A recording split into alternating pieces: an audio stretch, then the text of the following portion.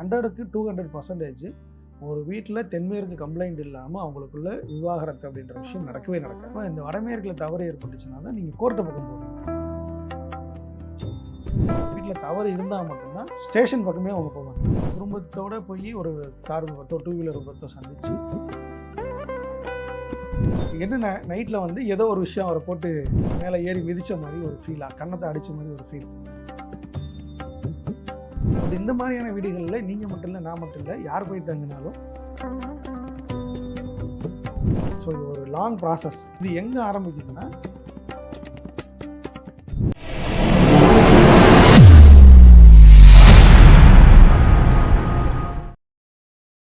யாரோ டிவைன் நேயர்களுக்கு வணக்கம்.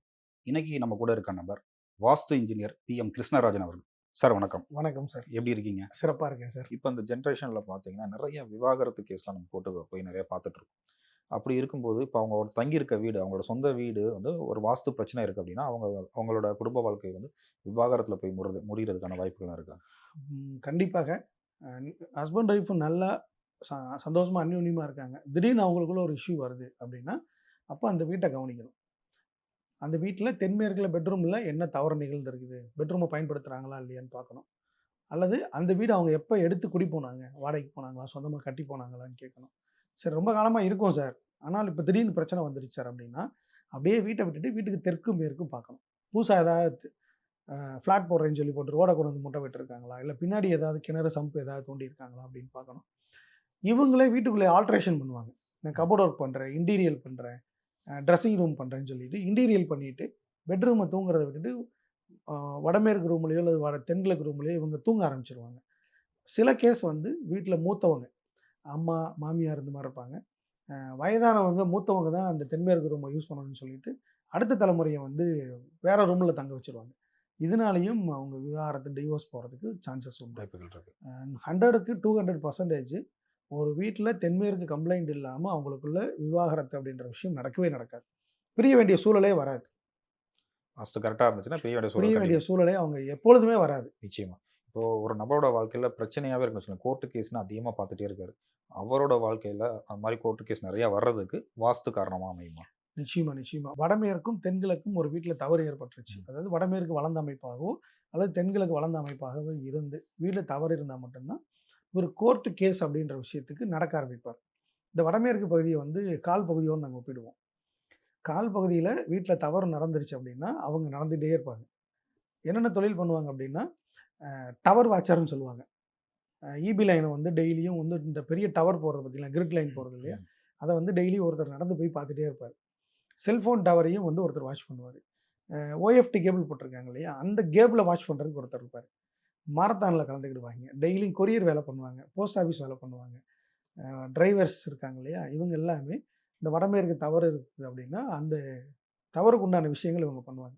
அதே மாதிரி தான் கோர்ட்டுக்கு நீங்கள் நடக்கிறீங்க அப்படின்னாலும் கோர்ட்டு கேஸுனாவே நீங்கள் நடக்கிறதுன்னு கோர்ட்டுக்கு நடத்தணும்னு சொல்லுவோம். அப்போ இந்த வடமேற்கில் தவறு ஏற்பட்டுச்சுன்னா தான் நீங்கள் கோர்ட்டு பக்கம் போவீங்க. பிரச்சனை எங்கே ஆரம்பிக்குன்னா தென்கிழக்கு ஆரம்பிக்கும். தென்கிழக்கில் ஏதாவது ஒரு தவறு இருக்குது, கிணறோ சம்போ அல்லது மூடிய படிக்கட்டோ இல்லை ரொம்ப வளர்ந்த அமைப்பு விட்டுப்பட்ட அமைப்பில் இருக்குது அப்படின்னா திருட்டு போகிறது, தீ விபத்து ஏற்படுறது, போலீஸ் கேஸு, வம்பு வழக்கு, அடிதிரி, பஞ்சாயத்து, ஸோ இங்கே கிளப்பி விட்டுரும், இது நடக்க விட்டுரும். ஸோ இது ரெண்டுமே இதை சரி பண்ணுற வரைக்கும் நடந்துகிட்டே இருக்கும். கண்டிப்பாக. சார் ஜட்ஜ்மெண்ட் வந்துருச்சு சார், எனக்கு வந்து அந்த ஜட்ஜ்மெண்ட் காப்பி என்கிட்ட கொடுக்க மாட்டாங்க சார், பல வருஷம் ஆகுது அப்படின்ற கேஸு நம்ம பார்த்துருக்கோம். இதில் இன்னும் ஒரு கேஸ் இருக்குது. வடகிழக்கு இதெல்லாம் தவறாயிடுச்சு அப்படின்னா உங்கள் கட்டு கூட காணாமல் போகிற கேஸெல்லாம் உண்டு. கேஸ் கேட்டே காணாமல் போகிறது வாய்ப்பு இருக்குது. மர்மமாக இருக்கும். அது கேஸ் முடியாது. ஒரு தலைமுறை தாண்டி 2 தலைமுறை தாண்டிலாம் அது அந்த மாதிரி ஜவு மாதிரி இழுத்துட்டே இருக்குன்னு சொல்ல முடியல, அந்த மாதிரி போகிறது உண்டு. தவறு இல்லாமல் ஒரு வீட்டில் தவறு இருந்தால் மட்டும்தான் இந்த ஸ்டேஷன் பக்கமே அவங்க போவாங்க. நான் சொல்கிறது போலீஸ் ஸ்டேஷன் பக்கம் இல்லாமல் அவங்க அந்த பக்கம் போகவே மாட்டாங்க. கண்டிப்பாக. நிச்சயம். இப்போ குடும்பமாக சேர்ந்து ட்ராவல் பண்ணுறாங்க, ஒரு குடும்பமாக விபத்தில் சிக்கிறாங்கன்னா அதுக்கும் வாஸ்துக்கும் சம்மந்தம் இருக்கா? இருக்குங்க. இப்போ குடும்பத்தோடு போய் ஒரு கார் விபத்தோ 2 வீலர் விபத்தோ சந்தித்து குடும்பமே இறந்து போகிறது அல்லது குடும்பத்தில் உள்ள எல்லாருமே சராய்ப்பு ஏற்படுது, கைகால் முறிவு ஏற்படுது, இந்த மாதிரி யார் சிக்கிறாங்களோ அவங்க வீடு எப்படி இருக்கும் அப்படின்னா, வீடு கட்டப்பட்டு வீட்டோடைய வடக்கு கிழக்கு எல்லை வரை ஷீட்டு கம்ப்ளீட்டாக போட்டு, இந்த ரூஃபிங் ஷீட்டுன்னு சொல்லுவோம், கலர் ஷீட் ரூஃபிங் ஷீட்டுன்னு சொல்லுவோம். ஸோ அந்த மாதிரி எல்லை வரை ஷீட்டை போட்டு மழை தண்ணி தூசி காற்று எதுவுமே உள்ளே வராத கவர்டாக இருக்கக்கூடிய வீடுகளில் தான் அந்த பிரச்சனை இருக்குது. நிச்சயமாக. தவறான தெருக்குத்து, தெருப்பார்வையோ, தெருக்குத்தோ, ஒரு வீட்டுக்கு 2 பக்கம் வந்து குத்தக்கூடிய அமைப்பு. முச்சந்தின்னு சொல்லுவாங்க. இப்படி வந்தாலும் குத்தும், இப்படி வந்தாலும் குத்தும். அந்த மாரியான வீடுகள்லயும் இந்த குடும்பத்தோட போய் விபத்து நடக்கக்கூடிய கேஸ் வந்து நம்ம பார்க்க முடியுது. கண்டிப்பா, நிச்சயமா. இப்ப அந்த கிராமப்புறங்கள்லாம் பார்த்தீங்கன்னா, இல்ல சிட்டிக்குள்ளேயே நெறைய இடத்துல கூட பார்த்தீங்கன்னா, டிமாண்டி காலனி கூட பாருங்களேன். அங்கே ஒரு வீடு ஒரு பேய் வீடுன்னு சொல்லி ஒரு விஷயத்த சொல்லுவாங்க. இந்த ஒரு பேய் வீடு, பேய் வீடுன்னு சொல்றாங்கல்ல. அந்த அந்த பேய் போய் உள்ள பூந்துக்கிறது, அந்த மாரி அ ஒரு பார்வை பார்க்கப்படுற அந்த வீட்ட பார்க்கறதுக்கு, வாஸ்துக்கும் அதுக்கு ஏதாவது சம்மந்தம் இருக்கா? நிச்சயமா இருக்கு. இப்ப என்னுடைய ஸ்டூடண்ட் வந்து பெங்களூர்ல போய் ஒரு வீடு வந்து வாஸ்து பார்க்க போறாரு. ம். அங்கருந்து அவர் எனக்கு கூப்பிடுறாரு. ம். "ஜி இது வந்து திசை திரும்பிய வீடு" ம். அப்படின்றாரு. சரி எந்த திசைங்க அப்படின்னா, தெற்கு திசை அப்படின்னாரு. திசை திரும்பிய வீடு அப்படின்னா, அது தெற்காக இல்லாம தென்மேற்கா இருக்கு. ஓகே. நீங்க அது வேண்டாம். அந்த வீட வந்து அவங்களுக்கு எடுத்துக் குடுக்க வேண்டாம். நீங்க வந்து வந்துருங்கன்னு சொல்றேன். ம். சார் அது எடுத்துட்டாரு. அந்த வீட்டுக்கு வந்ததுலருந்து அவருக்கு பிரச்சனை. என்னோட க்ளோஸ் ஃப்ரெண்டு. பிரச்சனைனால தான் என்ன கூப்பிட்டாரு அப்படின்றாரு. ஒண்ணும் பிரச்சனை இல்ல. அவருக்கு வேற வீடு பார்த்து குடுத்துருங்க. ஒரு 2 நாள், 3 நாள் ஸ்டே பண்ணி அங்க வீடே பார்த்து குடுத்துட்டு வந்துருங்கன்னு நான் சொல்றேன் நானு. அவரு சென்னை சேர்ந்தவர் தான். அந்த வீட்ல ஒரே ஒரு நைட் அவர் தங்குறாரு. நைட்ல வந்து போய் வாமிட் வர மாரி இருக்கு. போய் வாமிட் பண்றாரு. பிளட் வருது. உங்க நண்பருக்கு. ஆ. என்னன்னா நைட்ல வந்து ஏதோ ஒரு விஷயம் அவர போட்டு மேல ஏறி மிதிச்ச மாரி ஒரு ஃபீல். கன்னத்த அடிச்ச மாரி ஒரு ஃபீல். ம். போய் வாஷ்ரூம் போனோனே பிளட் வருது. மனுஷன் நைட்டெல்லாம் தூங்காம காலைல பொட்டிய கட்டி ஊர பார்த்து வந்துட்டாரு. அடுத்த நாள் வந்து என்கிட்ட கூப்பிடுறாரு. "ஜி இந்த மாரி பெங்களூர்லேருந்து நேத்து கூப்பிட்டேன்ல அந்த வீட்ல இந்த மாரி ஆயிடுச்சு. இதுக்கும் வாஸ்துக்கு ஏதாவது சம்மந்தம் இருக்கான்னு?" கேட்டேன். "இல்ல இருக்கு. நீங்க அந்த வீட்ட வந்து முழுசா எனக்கு சொல்லுங்க." அப்படின்னா, வீட்டோடைய வடகிழக்கு மூலையில வீட்டுக்கு வெளியில அட்டாச்சா மாடிப்படியும் லிஃப்ட்டும் போட்டிருக்காங்க. இந்த மாரியான வீடுகள வந்து அமானுஷ்ய சக்தி இயற்கையாவே வந்துரும். இயற்கையாவே வரும். ஸோ அது வந்து பேய் வீடு கிடையாது. ஸோ இது வேற ஒரு ஆற்றல் இது. ஸோ பேய்க்கு அதனால தான் அதுக்கும் சம்மந்தம் இல்ல. சம்மந்தமே கிடையாது. ம். பேய்ன்றது உலகத்துல இல்லவே இல்ல. ஒரு விஷயம் கிடையவே கிடையாது. கிடையாது. அப்ப சரி. வடக்கு, கிழக்கு, வடகிழக்கு வந்து நம்ம லிவிங் ஹாலா வச்சுட்டு நெறைய ஸ்பேசியஸா வச்சுக்குன்னு சொல்றோம். இது அப்படியே ஆப்போசிட். அங்க இடமே கிடையாது. நெறைய வெயிட் வச்சிருக்காங்க. ஸோ அந்த வீட்ல இயற்கையாவே ஒரு அமானுஷ்ய ஆற்றல் வந்து கிரியேட் ஆயிருது. ஆக்சுவலா ஜியாலஜிக்கலா அவருக்கு நான் வேற ஒரு விஷயம் சொல்றேன் நானு. இதுதான் அந்த வீட்ல நடந்திருக்குன்னு சொல்லி ஒரு ஒரு கெமிக்கல் ரிலேட்டடான ஒரு விஷயம் சொல்லி அவர பயப்படாம அவர ஆஃப் பண்ணியாச்சு. பட் இந்த மாரியான வீடுகள்ல நீங்க மட்டும் இல்ல, நான் மட்டும் இல்ல, யார் போய் தங்குனாலும் அந்த அமானுஷ்யமான ஆற்றல உங்களால உணர முடியும். சரிங்களா? நைட்ல வந்து பூ வாசம் வர்றது, அல்லது சலங்கை நடக்கிறது, தூங்கும்போது உங்கள ஏதோ வச்சு அழுத்துற மாரியான ஒரு ஃபீல். இது அப்படி ஒண்ணு இருக்குது அப்படின்னாவே, அந்த வீடோடைய கட்டமைப்பு தவறு. என்டயர் தவறு. அவங்களுக்கு கட்டமைப்புனால தான் இந்த மாதிரியான விஷயங்கள உணர முடியும். அது நடக்குது. பேய்க்கும் அதுக்கும் சம்மந்தம் இல்ல. சம்மந்தமே பேய்ன்னு ஒரு விஷயமே இல்ல. இல்ல. ஓகே. நீங்க இந்தியால வந்து அந்த சிஸ்டத்த கண்டுபிடிக்கிறதுக்கு எந்த ஒரு டிவைஸ் கிடையாது. ம். யூரோப் கண்ட்ரில நீங்க இருக்கிறீங்க, வெஸ்டர்ன்ல இருக்கீங்க அப்படின்னா, நீங்க அப்படி ஒரு கம்ப்ளைண்ட் பண்றீங்கன்னா, ஒரு டீம் வரும் உங்க வீட்ட. அத டிடெக்ட் பண்றதுக்கு சில டிவைஸஸ் வச்சிருக்காங்க. வீட்ட ஃபுல்லா செக் பண்ணிட்டு, வீட்ல இருக்க திங்ஸ்லாம் தூக்கி வெளிய போட்டு, வீட ஒயிட் வாஷ் பண்ணி, கையில குடுத்து திருப்பி உங்கள குடி வச்சுட்டு போயிருவாங்க. ஸோ திருப்பி அந்த பிரச்சனை வராது. வராது. அது எப்படி வராம இருக்கும்? சார் அதான் சார், அந்த வீட்டுக்குள்ள சில கெமிக்கல் ரியாக்ஷன் இருக்கு. பட் இந்த இடத்துல மீடியால அத நம்ம ரெக்கார்ட் பண்ண முடியாது.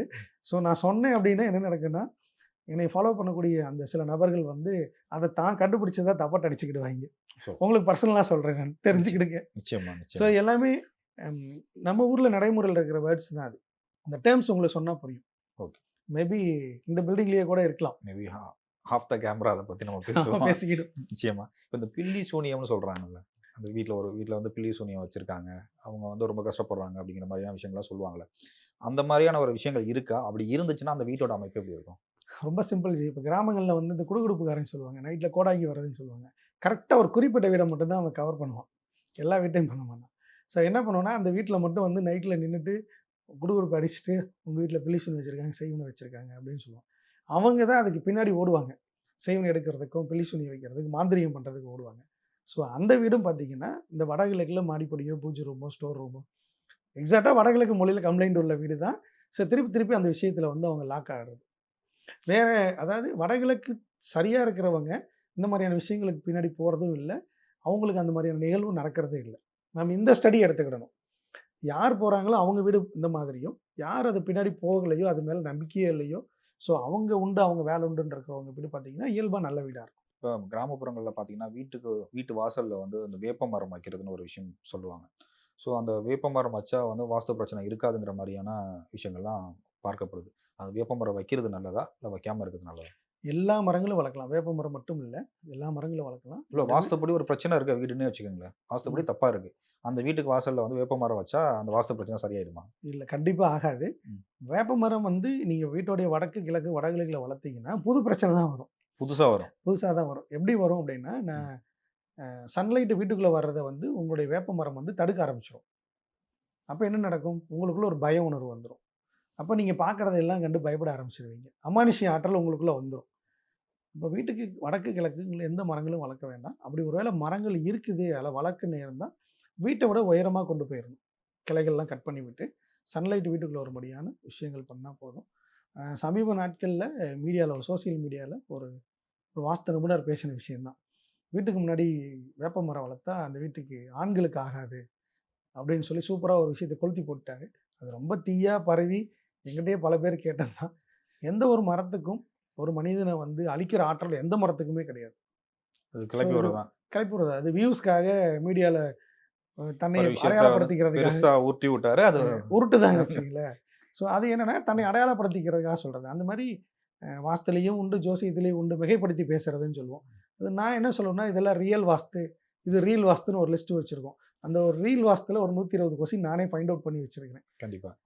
என்னுடைய வகுப்புல வரவங்களுக்கு சொல்லணும் இல்லைங்களா? நிச்சயமா, நிச்சயமா. அந்த வா மாரி நீங்க மரங்கள்லாம் வளர்த்துக்கலாம். எல்லா மரமும் அந்த மாரி வளர்த்துக்கலாம். விஷயங்கள்லாம் சொன்னாங்கன்னா, ரீல் வந்து போச்சுன்னு சொல்லி தெரிஞ்சுக்கலாம். முக்கியமா வந்து அந்த வாஸ்துப்படி, வாஸ்து விஷயத்த நெறைய தெரிஞ்சுக்க வேண்டிய நபர்கள்னா, அந்த சிவில் இன்ஜினியர்ஸ்ன்னு சொல்லலாம். ஒரு ஒரு சிவில் இன்ஜினியர் வந்து தொடர்ந்து வந்து ஒரு நஷ்டத்த சந்திச்சுட்டு இருக்காருன்னு வச்சுக்கோங்களேன். அவரோட வீட்டோட வாஸ்து என்ன மாரி இருந்திருக்கும்? ஒரு சிவில் இன்ஜினியர் கண்டிப்பா வாஸ்துப்படியான வீட்ல இருந்தா தான், இன்னொருத்தருக்கு வாஸ்துப்படியான வீட்ட கட்டமைக்க முடியும். இல்ல அவர் நஷ்டத்த சந்திச்சுட்டு இருக்காரு அப்டின்னா? சொல்றேங்க. அவருடைய வீடு கம்ப்ளீட்டா வடக்கு முற்றிலும் அடைப்பட்ட வீடா இருக்கும். சன்லைட்டே வராம, ஜன்னலே இல்லாத ஒரு வீடா இருக்கும். அப்போ ஜன்னல் இருந்தா ம். கண்டிப்பாக பணம் வரும். பணம் வந்தா அவர் நஷ்டத்த சந்திக்க மாட்டார். உங்களுக்கு இந்த விஷயம் புரியுறது இல்லைங்களா? பணம் வரலைன்னா தான் இவர் தொழில்ல லாஸ் ஆகுறாரு, நஷ்டம் அடைகிறாரு, கடன் ஆயிடுறாரு. அப்போ அவருடைய கட்டமைப்பு வடக்கு கண்டிப்பாக ஜன்னல் இருக்கணும். வடகிழக்குல லிவிங் ஹால் இருந்து, கிழக்கு பக்கமும் ஜன்னல் இருந்து, ஜன்னல திறந்தா வானம் தெரியும்படியான அமைப்பாக இருந்தா நல்ல வீடு. இவர் ஒரு நல்ல வீட்ல இருந்தால் மட்டும் தான், இன்னொருத்தருக்கு நல்ல வீட்ட கட்டிக் கொடுக்க முடியும். இப்ப என்னுடைய எக்ஸ்பீரியன்ஸ்ல என்ன மாரி நெறைய வாஸ்து நிபுணர்கள் நான் பார்த்துருக்கேன் நானு. என்னோட படித்தவங்களே ஒரு 600 பேர் இருக்காங்க. இந்த பல குருமார்கள்ட்ட கத்துக்கிட்டதுல 17 வருஷம் கடந்து வந்ததுல நெறைய வாஸ்து நிபுணர்கள நான் பார்த்துருக்கேன். அவங்களோட வீடுகளையும் நான் விசிட் பண்ணியிருக்கேன். ஒரு வாஸ்து நிபுணர் எந்த மாரி வீட்ல குடியிருக்கிறாரோ, அந்த மாரியான கட்டமைப்பு தான் கிளையன்ட்க்கு உருவாக்கி குடுக்குறாரு. இவரு 2 வாசல் வைத்து ஒரு வீட கட்டியிருக்காருன்னா, கிளையன்ட்க்கு குடுக்குற வீடெல்லாம் 2 வாசல் இருக்கு.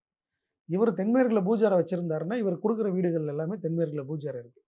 இவரோட வீடு தெற்குத்துல இருக்கு அப்படின்னா, இவரு குடுக்குற வீடுகள் எல்லாமே தெற்குத்துல உள்ள வீடுக்கு தான் அவர் பிளான் குடுக்குறாரு.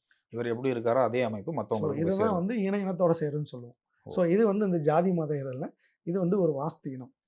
ஸோ நீங்க என்ன மாரி ஆட்கள் கூட டிராவல் பண்றீங்க? என்ன மாரி உங்களுக்கு கேரக்டர் இருக்கோ, ஸோ அந்த மாரியான நபர்களோட தான் நீங்க டிராவல் ஆகுறீங்க. அவங்க தான் நம்ம கூட அலைன்மென்ட் ஆகுறாங்க. ஸோ இந்த ஃப்ரீக்வென்சி வந்து மிக கச்சிதமா வேலை செய்கிறது. இப்போ வந்து ஒரு பொறக்கிற குழந்தை வந்து ஒரு குறைபாட்டோட பொறக்குதுன்னு வச்சுக்கோங்களேன். ஒரு கால் ஊனமா, கை ஊனமா, இல்ல மூளை வளர்ச்சி இல்லாம இந்த மாரியான குழந்தைங்கலாம் பொறக்குதுன்னு வச்சுக்கோங்க. இதுக்கும் வாஸ்துக்கும் சம்மந்தம் இருக்கு. நிச்சயமா, நிச்சயமா. நல்லா இருக்கிற வீட்ல அந்த மாரியான குழந்தைகள் ஊனமாகவோ, குறையாகவோ, மூளை வளர்ச்சி இல்லாமயோ பிறக்கறதில்ல. ஒரு ஆட்டிசம் உள்ள ஒரு குழந்தை பிறக்குது அப்படின்னா, அந்த வீட்ல வடக்கு, வடகிழக்கு, கிழக்கு இந்த பகுதிகள்ல மாடிப்படியோ அல்லது டாய்லெட்டோ, செப்டிக் டேங்கோ இந்த 3ல கண்டிப்பாக ஒரு விஷயம் இருக்கும். இருந்தா மட்டும் தான் அந்த வீட்ல பிறக்கிற குழந்தை ஆட்டிசம், ஹைப்பர் ஆக்டிவ் அல்லது ஆட்டிசம் அல்லது முகங்கள் விகாரமா இருக்கும் பார்த்துருக்கீங்களா? இந்த அன்னப்பிளவு இருக்கும். இந்த மாரியான விஷயங்கள் உள்ள குழந்தைகள் பிறக்குது. கண்டிப்பா. ஆக்சுவலா வடகிழக்கு மாடிப்படியோ, அந்த கழிவறையோ, பூஜை அறையோ, சமையல் அறையோ இப்படி உள்ள வீடுகள்ல, அந்த வீட்ல உள்ள ஆண்மகனுக்கு திருமணமே ஆகாது. வடகிழக்குல சமையல் இருந்துச்சுன்னா திருமணமே திருமணமே ஆகாது. ஆகாது. திருமணம் ஆயிடுச்சு அப்படின்னா, குழந்தை பிறக்காது. எதையாவது பண்ணி ஐவி அந்த மாரிலாம் போய் ட்ரை பண்ணி பிறக்குது அப்படின்னா, அந்த குழந்தை ஊனமா பிறக்குது. ஸோ இது ஒரு லாங் ப்ராசஸ். ஓ! சரிங்களா? இது எங்க ஆரம்பிக்குதுன்னா, நல்ல வீட்ல குடியிருக்காங்க. தொழிலுக்காகவோ, இல்ல வேலை நிமித்தமாவோ ஒரு வாடகைக்கு வராங்க. அந்த வாடகைக்கு வர வீட்ல இந்த தவறு இருந்து, அந்த வீட்ல அந்த கரு உருவாச்சுனாலும், பூர்வீகம்லாம் சரியா இருக்கு சார். நாங்கலாம் வாஸ்து பார்த்து வீடு கட்டியிருக்கோம். ம்.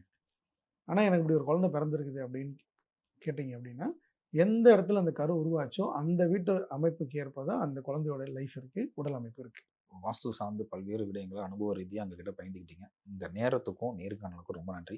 தொடர்ந்து இந்த விஷயம் இந்த மாரி வாஸ்து சார்ந்த விஷயங்கள நம்ம நம்ம சேனல்ல தொடர்ந்து பேச போறோம். கண்டிப்பா தொடர்ந்து பேசுவோம். நன்றி, வணக்கம். நன்றி.